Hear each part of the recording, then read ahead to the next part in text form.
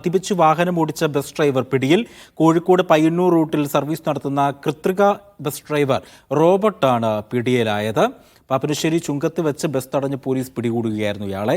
സുനിൽ, ഈ വാർത്തയുടെ വിശദാംശം എന്താണ്? കോഴിക്കോട് പയ്യന്നൂർ റൂട്ടിൽ സർവീസ് നടത്തുന്ന കൃത്രിക ബസിന്റെ ഡ്രൈവർ റോബർട്ട് AS തന്നെയാണ് ഇപ്പോൾ വളപട്ടണം പോലീസ് പിടികൂടിയിരിക്കുന്നത്. പാപ്പനശ്ശേരി ചുങ്കത്ത് വെച്ച് ബസ് തടഞ്ഞാണ് ഇയാളെ പോലീസ് പിടികൂടിയത്.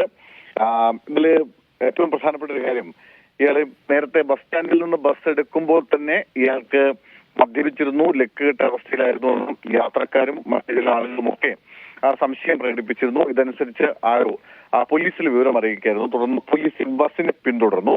അങ്ങനെയാണ് പാപ്പനശ്ശേരി ചുങ്കത്ത് വെച്ച് പോലീസ് ജീപ്പ് ബസിന് മുന്നിൽ കൊണ്ടുവന്ന് നിർത്തി തടഞ്ഞ് ഡ്രൈവറെ പുറത്തിറക്കുന്നത്. അതിനുശേഷം പ്രാഥമികമായ പരിശോധനയിൽ തന്നെ ഇയാൾ മദ്യപിച്ചിരുന്നു എന്ന് തെളിഞ്ഞിരുന്നു.